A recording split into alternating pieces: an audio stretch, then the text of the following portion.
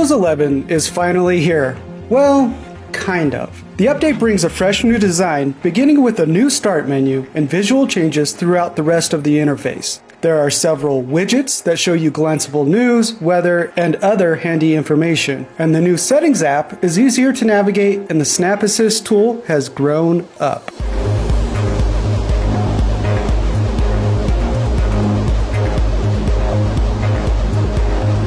As far as gaming is concerned, Microsoft took another pass at the Microsoft Store and Xbox apps. There are also some under-the-hood features to Windows 11 that the company promises will improve the gaming experience and boost performance. For the last few weeks, I've been using Windows 11 on a pre-built NZXT Streaming Plus PC. With any major software update such as this, it's completely natural to question whether or not you should upgrade.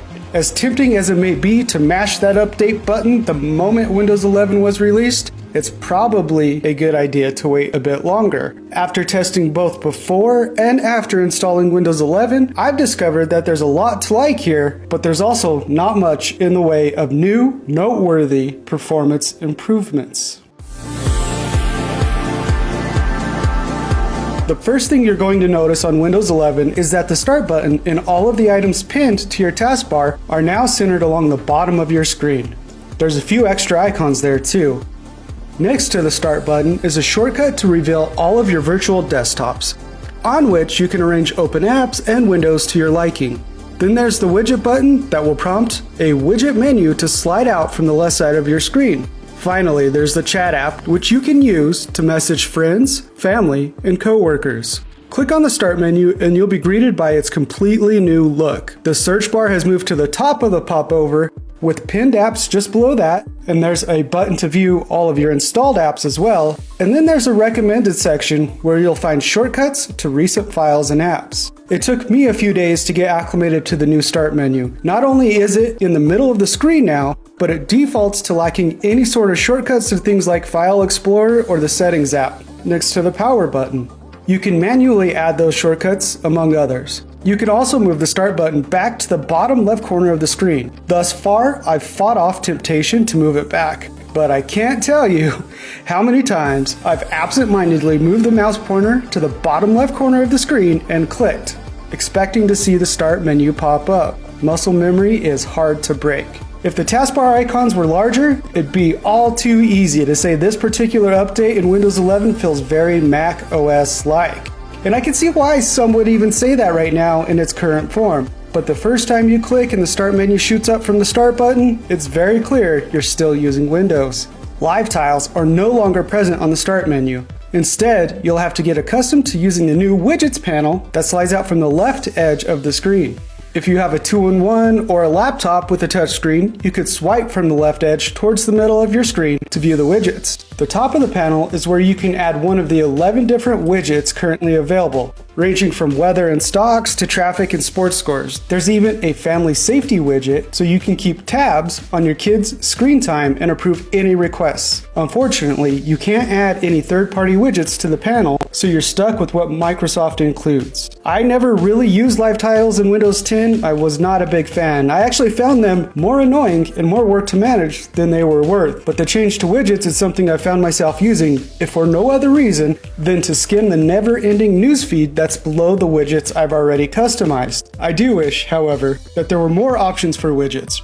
One of my favorite changes in Windows 11 is the new Settings app. Instead of the main screen showing buttons that take you to each category and subcategory of a particular setting, the left side of the app has every top-level setting, such as apps or system. When you select a category, the list remains visible while you adjust any settings to your liking. For instance, selecting personalization from the list of settings, which also has new themes for light and dark modes, allows me to quickly change the desktop background, accent colors, and the like without reloading the entire settings window, as was the case in Windows 10.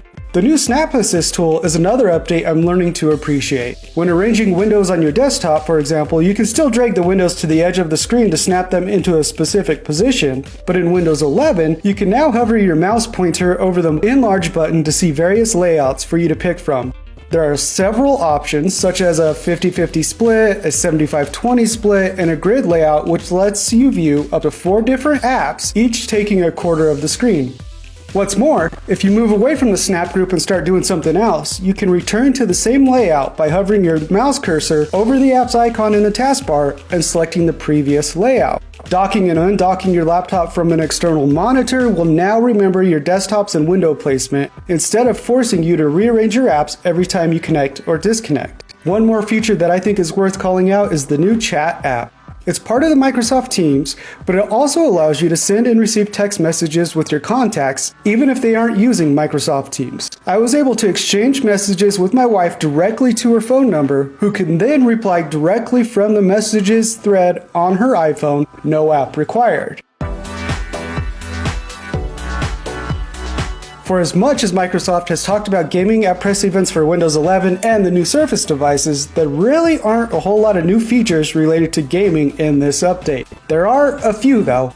First up is Auto HDR, a carryover feature from the Xbox Series X and S consoles, and if you have an HDR monitor, you should notice an immediate difference in how games look thanks to Windows 11 automatically converting SDR images to HDR images for a brighter, more vivid picture. Next up is direct storage. Once games are updated or released with support for direct storage, your PC will use the GPU to load images and assets directly from an NVMe SSD, something that is usually done by the CPU. The end result? Faster load times. Unfortunately, no games currently support it thus far. Microsoft says the tech will come to games in the future, but there's no word on exactly when. Hopefully soon, though. Finally, Microsoft has combined the Xbox and Xbox Game Pass apps. That means you no longer need to rely on two different apps for all your Xbox gaming needs. I enjoyed the merged interface, and frankly, there was never a need for two apps. The three of those features aren't exactly the most exciting updates for Windows 11. That said, there's potential for direct storage to be an impressive update and welcome addition to the new operating system once games are updated or gain support. But there are some caveats you need to know, namely that you'll need an NVMe SSD with 1TB of storage and a GPU that supports DirectX 12.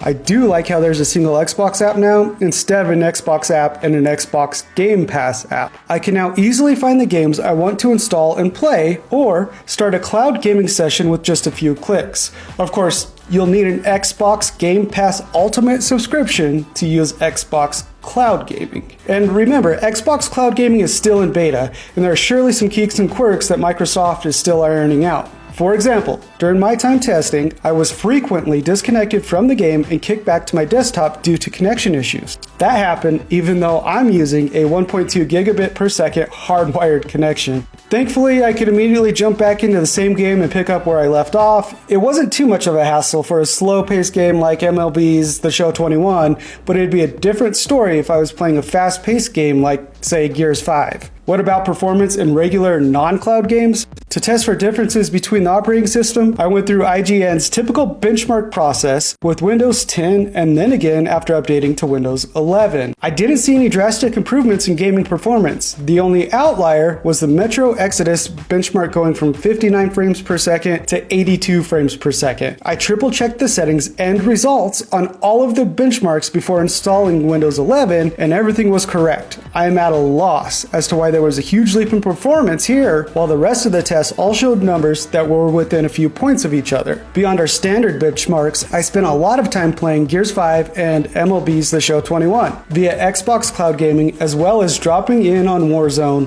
Warzone would average between 110 and 120 frames per second, with all of its graphics settings maxed out on both Windows 10 and after updating to Windows 11. Not everything that Microsoft announced that was coming to Windows 11 actually shipped. Android apps are the most noteworthy example. Windows 11 has native support for Android apps, meaning you can install and run Android apps directly on your PC without any extra software, but the functionality isn't live yet. A forthcoming update will add Amazon's App Store, which has its own collection of Android apps that you can install and use. It's the same App Store that Amazon uses on its Fire tablets. So while the selection of Android apps isn't as robust as it is for the Google Play Store, there are plenty of options. Another feature that's missing is Cortana, and it's going to stay missing. It's a conscious decision that Microsoft made. And you know what? I'm perfectly fine with that. Windows 11 looks fantastic, but that's where the excitement stops. There aren't any immediate apparent gaming improvements, and it's not clear exactly when we'll see them. Combine the nearly identical performance and the fact that some features like the refreshed Microsoft Store are making their way to Windows 10 soon, and there's very little incentive to rush out and upgrade right now. For more Windows 11 coverage, keep it right here at IGN.